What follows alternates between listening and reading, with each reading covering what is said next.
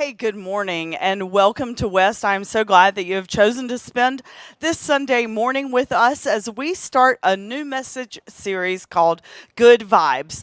This series, I'm really excited about it. It's actually based on a book called The Four Agreements. In 33 days, which is crazy to believe, but in 33 days, 5 of us are going to go on a trip to Uganda and Kenya. We have 2 sister churches that have been worshiping with us since COVID started over a year and a half ago. The power of Facebook, the power of social media, and they invited us to come over and lead a conference, an evangelism conference. And years ago, when we went to Acres of Hope, we did a retreat there, and it was a little difficult to teach like theology with cultural differences. The stories and the illustrations we would use were really difficult to transpose into that culture and area. So we decided this year when we went, we would do a mind, body, spirit conference.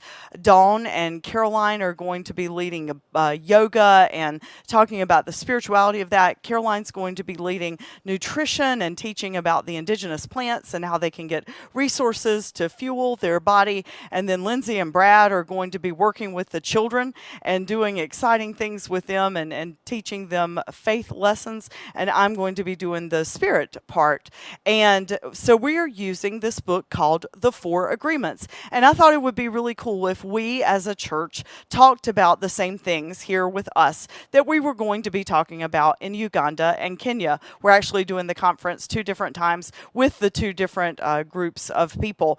And so it's a Toltec wisdom book, and it actually has 4 different principles that apply to our lives. Now, for us, we are going to go at these 4 principles from a Christian perspective, but they're universal principles, and that's why we're using this when we go on the other side of the world. We believe that these same principles will just be meaningful and relevant to us here and to our friends and our brothers and sisters in Uganda and Kenya. So we're really excited about that. This morning, we are going to talk about the impeccable word. And so I invite you to be thinking about that. If you're newer to the West community, we invite you to text the word welcome to the number that you see on your screen right now. Or if you're worshiping with us throughout the week, we would love to know that you have worshiped with us. And we got a new first-time guest, I think on Wednesday this past weekend. We're so grateful when you choose to check out West and to be a part of us. Text the word welcome. We'll send you a gift in the mail, and then you can opt in to whatever level of communication that you want to receive. So thank you for doing that. This morning, I have a question I want to ask you. So how fertile is your mind? How ready is your brain to receive things? So what we're going to be talking about this morning, the impeccable word, in order for us to listen to this and process it and take away from it things that are relevant to us and our lives and making our lives better, we have to ask the question, how ready are we to hear words? And how are we ready? Are we ready in a positive way, or are we ready in a negative way? I don't know if you know what this is. It is not a staff torture device, although it probably could be. When I moved to Troutman just over a year ago, I have this thing for, I want a nice lawn, but I'm also cheap, and so I'm not going to pay big companies to come and do it. And this year, when the grass started getting green again after winter, I noticed my front yard is like a giant field of clover. I mean, it just looked white with all those little flowers or weeds or whatever. And so I'm like, I am not putting up with this. I'm going to kill all the clover and grass will grow. Well, the problem with that is when you kill the clover and there's not any grass, then you have this giant brown yard again with just these few little patches of green grass that were growing. And so I thought, okay, I need to aerate the soil and plant grass seed, or I just need to plant grass seed. Well, what I realized was you can't just go throw it down on the ground, especially where all the weeds were dead. I had to get the weeds up. And so I finally Googled, because I didn't want to go buy this, like fancy tool or tractor. And I found this little handy dandy hand aerator. And so I thought it would just be so easy. These are pretty spiky things. So I thought I would just be able to go and, just go down the yard and be rolling it. And I'd be like, okay, now I'm going to spray out my little wheat or my grass seed, and life's going to be good. What I didn't realize was the ground really does have to be ready even to use this tool. So I ended up having to wet it and all this kind of stuff. And then I had to dig in, and I ended up having to go at it with an angle so that I could get the grass seed to have a place to take root. That's the power of words in our lives. Our brains, we need to think about, are our brains geared towards hearing positive things, or are our brains geared towards hearing negative things? And so much of that is shaped by our past. Whether we know it or not, the words, the opinions that were given to us from our parents, from our friends when we were young, those words shaped us into creating this space and place to receive words today. And so if we, in our early relationships, whether it was with our parents, our friends, our first romantic partner, if those words were positive and encouraging and all that kind of stuff, then we're the most upbeat, optimistic people ever. But if we had parents in relationships that, really believed in harshness and sternness and, pointing out what we were doing wrong so that we would be a better person, and really strict discipline, then there's a large chance that maybe we didn't get the warm fuzzy words, as I call it. And so we stand at this place where if words come to us, even if they're semi-positive words, our brains are geared to hear them negatively. Words are so important. We did a whole message series about them back in January when we studied our temperaments and how we're wired and what makes us tick the way that we do, when we talked about how our words can do one of two things. They can either tear us down or tear someone else down, or they can build us up and build someone else up. There's no neutral. Everything that we say, every single thing, it does one of two things. It either helps or it hurts. And so this morning, the question that I want you to wrestle with right now as we get ready to listen to this song is, so where is your brain? How are you wired? What words impacted you growing up? And are you wired to hear positive things and really cling to the positive? Or are you wired to hear the negative and let that continue to feed some false truths that you believe about yourselves and you believe about your reality? I would challenge us that all of us have some things that we probably need to redo. We need to tear out the old, and we need to plant some new words and some new agreements in our reality. So that's what I hope that you will do with me today. We are hoping, as we finish up these last couple of months digitally before we get ready to get back together in person in August, we are hoping to continue to engage with you in the chat room. The West staff are here and they're watching the chat room, and during the song I'm going to be checking it as well.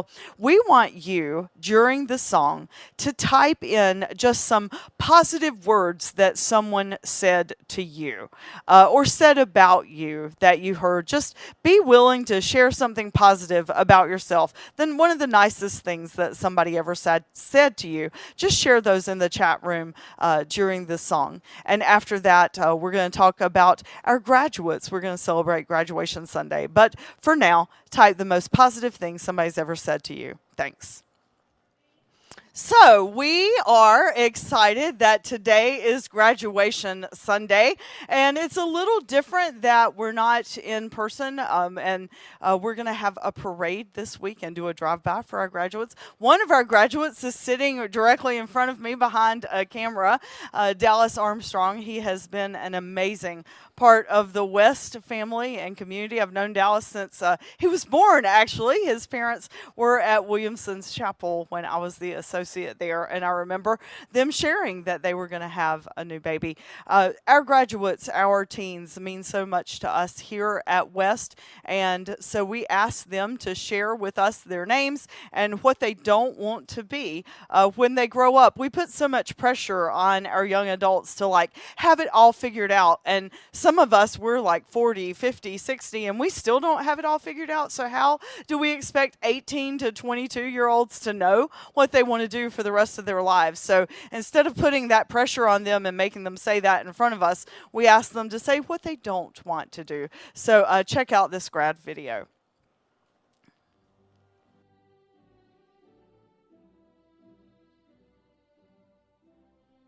Good morning. It's graduation Sunday. We are going to honor all of our 2021 college and high school grads today. Since we have graduates in all different locations, we've put a video together that's going to show you each of the grads telling you about themselves and their accomplishments. They're also going to say what they don't want to be when they grow up. Take a look. Hi West family, my name is Kristen Brown, and I just graduated from Appalachian State University as a nursing major with a couple minors in exercise science and psychology. My plans for after graduation are to move across the state to the Raleigh-Durham area, where I will begin my new job as a nurse on the pediatric oncology and bone marrow transplant floor at Duke Children's Hospital. Something I probably do not want to be when I grow up would have to be maybe greedy or selfish. Hi, my name is William Meeks. I'm graduating from the University of North Carolina School of the Arts, and after graduation I want to continue in the field of dance, and I do not want to be a garbage man. Hi, my name is Dallas Armstrong. I'm graduating from Lake Norman High School and going to UNC Charlotte. When I grow up, I do not want to work at Bath & Body Works because there are way too many smells. Hi, my name is Robbie Millsaps, and I am a graduate of Langtree Charter Academy. I will attend UNC Charlotte in the fall, and I will study for an accounting degree. One thing I do not want to be when I grow up is a politician.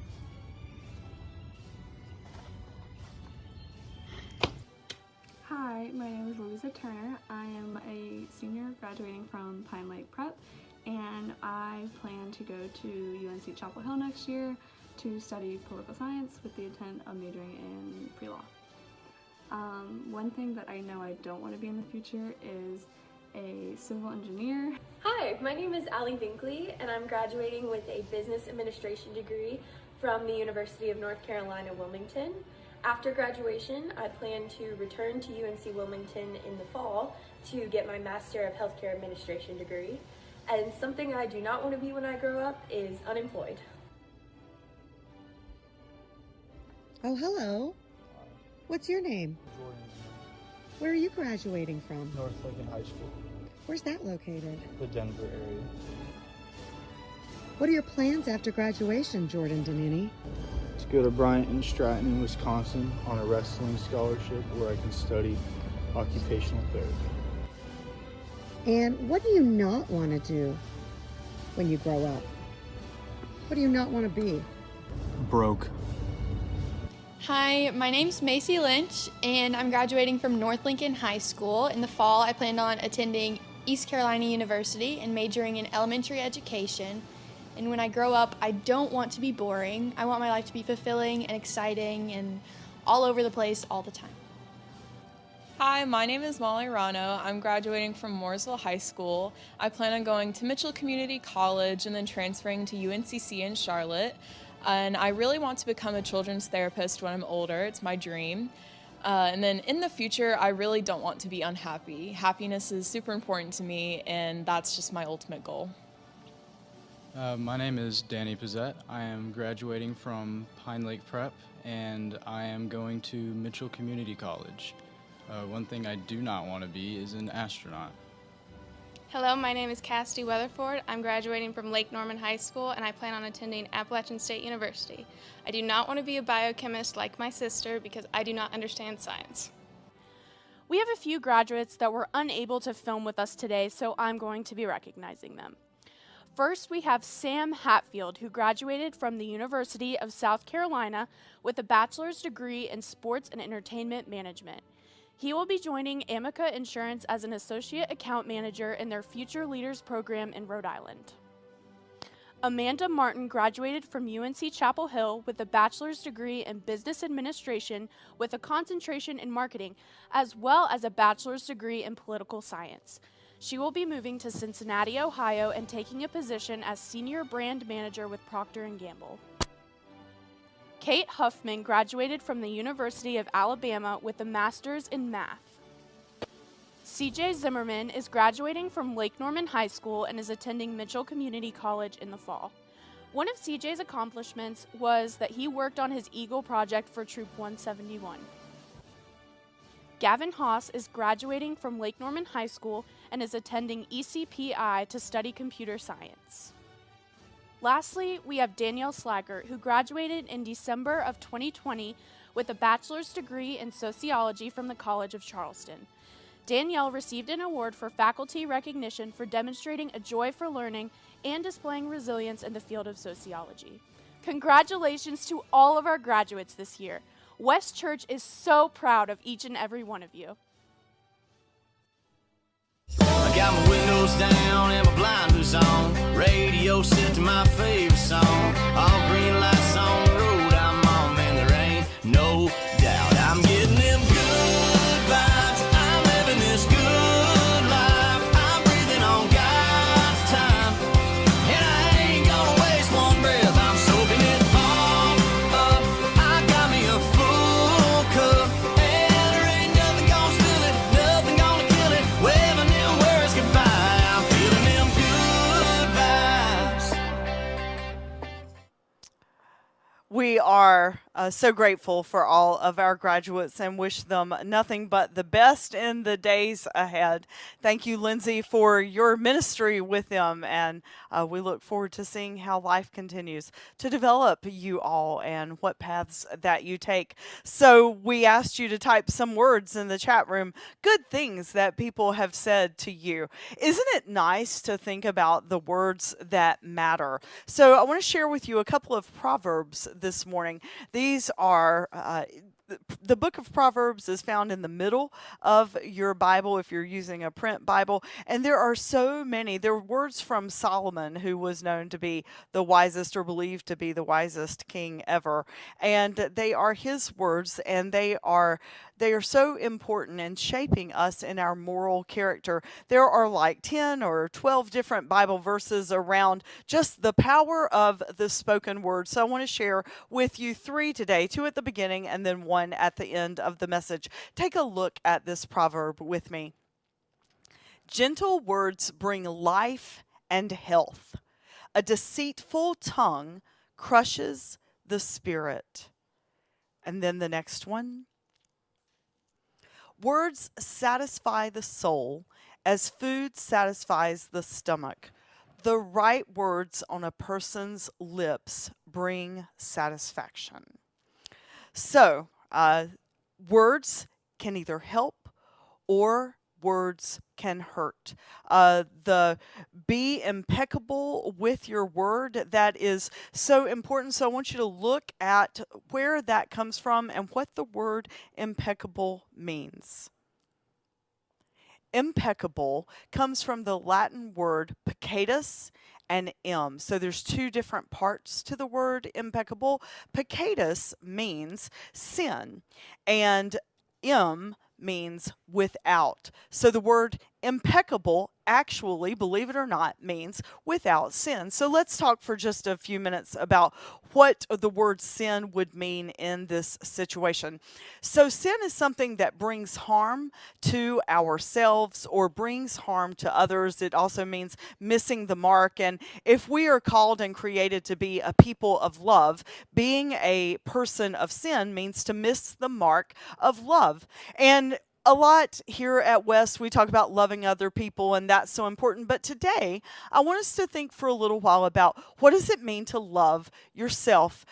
We have this vision team that we are working very diligently on. So what does it look like when we open back up as a church? Because we do believe that it can't look like what it did. Well, it won't look like what we did before we started. With the whole COVID thing. And so we have this team of like 7 different people representing different ages and interests in the church. And we're talking about so what does it need to do? What do we need to do as a church as we go forward in this new era? And so part of that was understanding who we are and why we do what we do. And so everybody in the room in this vision team had to talk about what brought them to West, why they stay at West, what they love about West. And Martin, who is one of our newest people on staff and a new person to the West community, said that West was the first church that ever taught him the importance of loving oneself. In church, we always hear how bad we are, right? You're a sinner and you need to change and you need to do all this, and that's something that we typically beat each other up with under the auspice of the church. But he said that he really appreciated that Wes taught him that we need to love ourselves. And actually that leads into today's message beautifully, because so often in our lives we use our words not just to gossip or tear other people down. We use our words to tear ourselves down.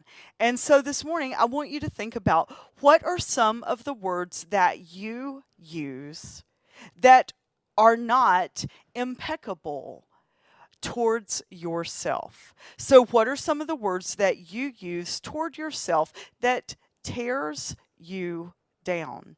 I want you to get out a piece of paper or use your digital device that you have in front of you. And for 1 minute, we're going to go silent here. And I want you to write down, what are some of the things that you think of about yourself, words that you say to yourself that bring yourself harm, in order to replant and get new words in there that are going to grow and develop. We have to get rid of the old, but in order to get rid of the old, we have to own it first. And that's painful, right? We don't want to think about the words that bring us pain. We had a wedding this weekend and another wedding the next weekend, and they're evening weddings, so you have to get all dressed up and wear the preacher robe during the wedding, but then there's this whole reception. And so, I don't think I've worn dress clothes and I don't know how long, because there's been nowhere to go. So I was all stressed out about the 6 p.m. semi-formal affair. So Friday afternoon, I was trying on all these dresses and taking pictures of myself in a mirror and sending them to my friend. I'm like, okay, which of these dresses, looks the best? And so she wrote back, and then she called me and she's like, I just want you to know, you look so pretty. Now, for the rest of Friday, I walked around oh, she thinks I'm pretty. I was walking on cloud 9. And so I just felt, you could have told me my bank account was in the negatives, and I've been doesn't matter. Somebody called me and told me that I was pretty, and just out of the blue. And so it had to be sincere, right? Those words really meant so much to me. So yesterday I got ready, and I tried to cram too much in a day, like I always do. And so I was really pushed for time, and I threw the dress on, and I went upstairs in the full-length mirror, and I looked, and all I could see was oh my gosh, look at my stomach. Oh my gosh, look at this, blah, blah, blah. And then my next words to myself were, you look so ugly. And I thought, okay, it's the same dress. I clearly have not gained 20 pounds overnight. Why do I think that way? And like my whole demeanor, the whole afternoon, like I'd had the best day yesterday up until I put on that dress and looked in the mirror.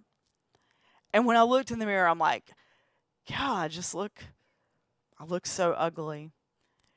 And I was trying to reconcile because, like, enough therapy, right? You know that that's not how you're supposed to think. And especially in preparing for this message, like, all the things were ruminating in my mind. And I'm like, be impeccable with your word. You shouldn't say this bad stuff to yourself. And so then I asked, okay, so why? Why am I doing this to myself? And it goes back to what I shared with you at the beginning of the worship service today and the beginning part of the message.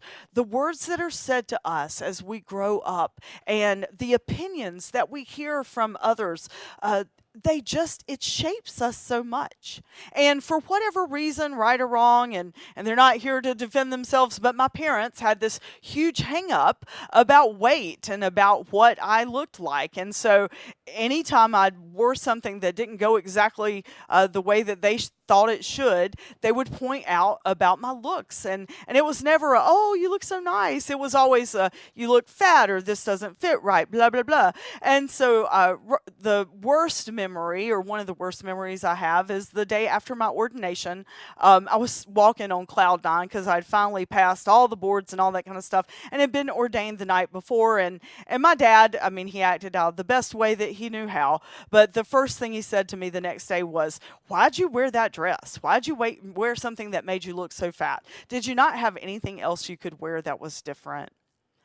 And it just crushed me. Those words have just stayed in my mind. So every time I look in the mirror, I have to combat that. Now, I'm not telling you that story to make you feel sorry for me or for you to like text me and say you look pretty. I'm telling you that story because we all have those stories. We all have stories of words from our past that people that thought they were, probably thought they were doing the right thing for us, their words ended up hurting us.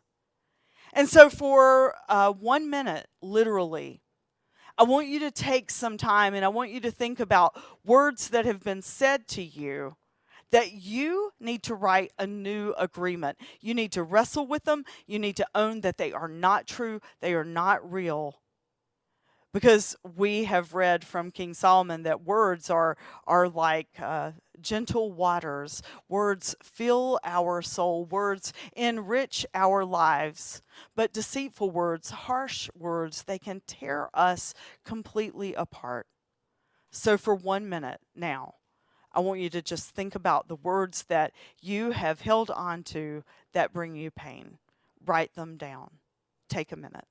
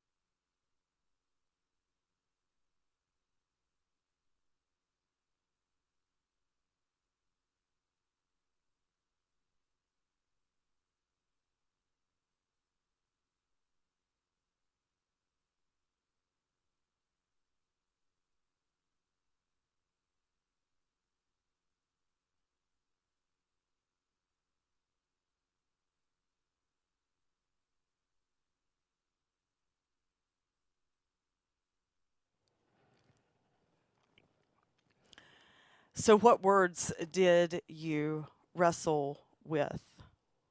I hope that you are taking this seriously because, believe it or not, if we will honor that there are painful words that have been uttered to us that we fall back on, then we can redefine those. We can find a new agreement. In this book, The Four Agreements, they talk about how we can all rewrite old narratives. And we believe that in Christianity. We believe that as children and followers of Christ, that we can give resurrection to things that need to have new life. And the way that we love ourselves, that's one of the most important things, because guess what? I can preach about loving other people and being kind and generous and selfless to other people, but until we love ourselves, we can't do that. So what do you need to do to love yourself this morning? What new agreement do you need to cling to? What new definitions to who you are and how you are need to be given so that you can be impeccable with your word? They use this example in the book, saying that we are all magicians, and I love that. Like, we can all work magic with our words. I want you to take a look at this third proverb this morning. Wise speech is rarer and more valuable than gold and rubies.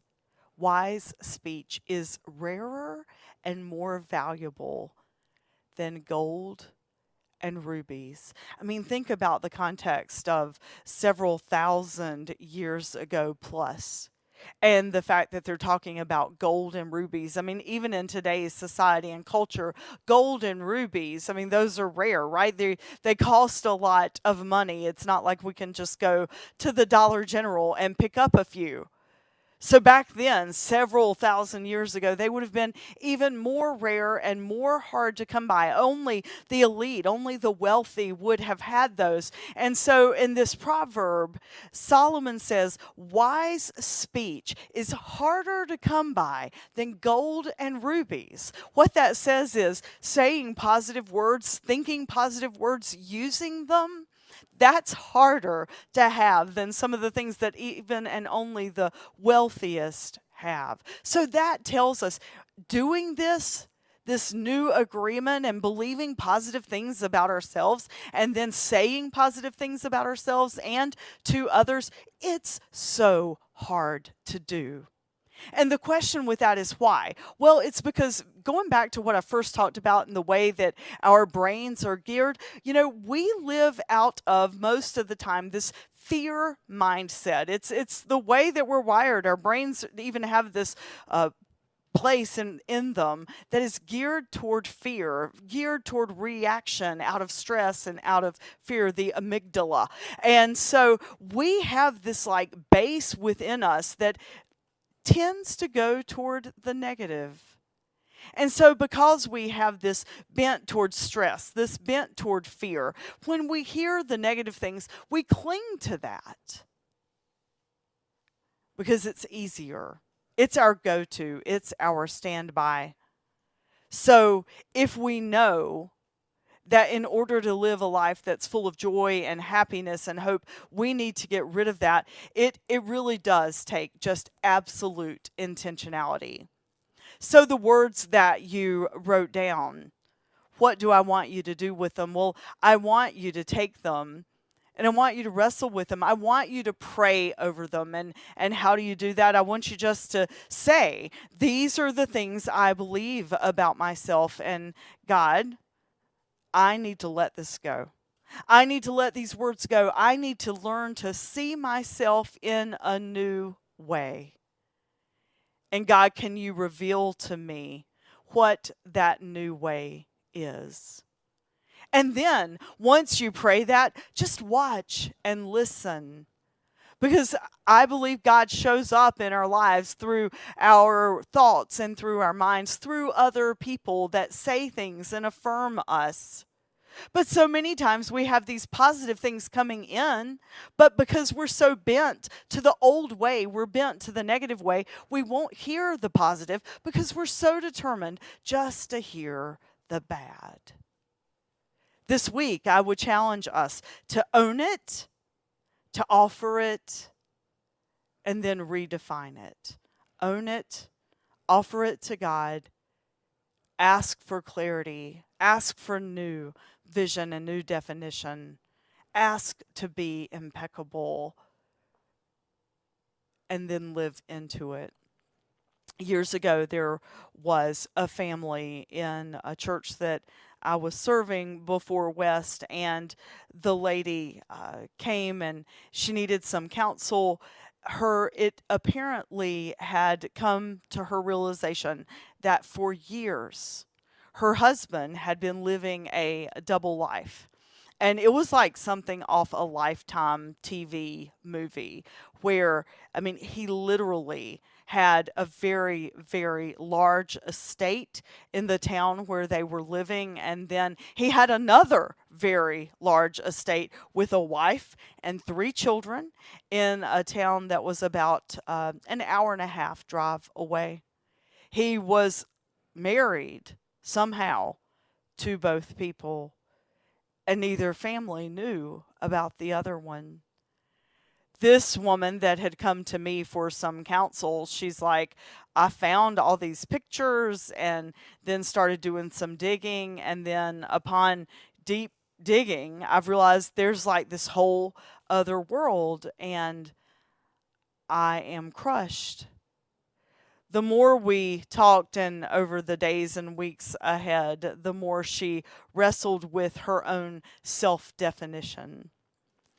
She went into therapy and really tried to work on healing and hope and understanding that, you know, there's something really messed up if you can live like that. And that's on him. It's not about her. Years later, she called me and she said, hey, I have met, you know, someone really special, and we are planning a life together. We're engaged to be married, but I'm really struggling. Could I have 30 minutes of your time? She came and she sat and she wept in front of me, and she's like, I have all this and I just can't be happy. Why can't I be happy?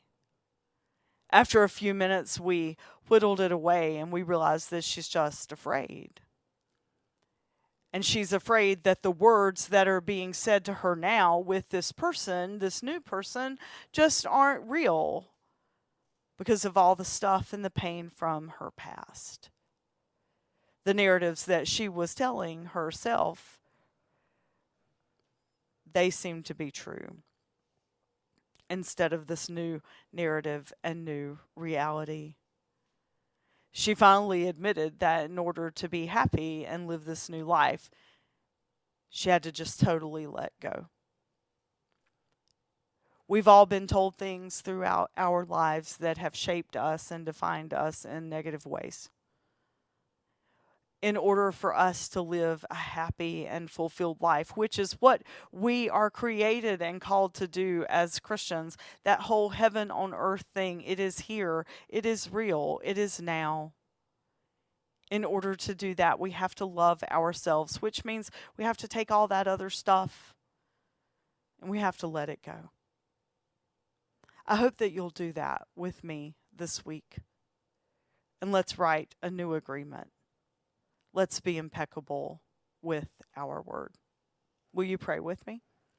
Gracious God, thank you for the opportunity to look within ourselves and to see the things that have molded and shaped us in some not so good ways, so that we can acknowledge that and then rewrite that, redefine it. Give us the courage, God, to recognize the bad things, so that we can give new hope and new vision and new love to ourselves, so that we can live full and happy and complete lives.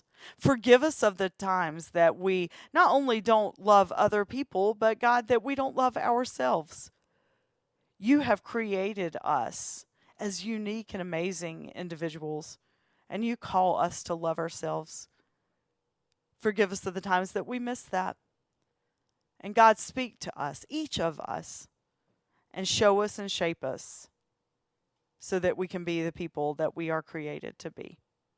In Christ's name we pray. Amen.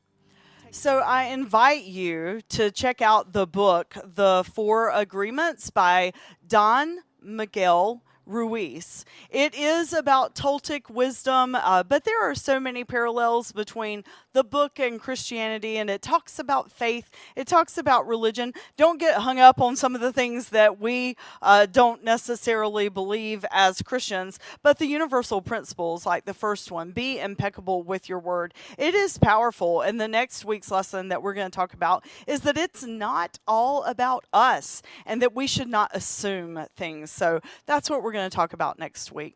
I do hope that as you go through this week and you find yourself saying negative things about yourself to yourself, redefine them. Think about the words that you wrote down, offer those words to God, and then give new definition to who you are. We're called and created to be happy, so let's live into that. Now, I hope that you'll check out Amped and have a great week ahead. Thanks for joining us this morning.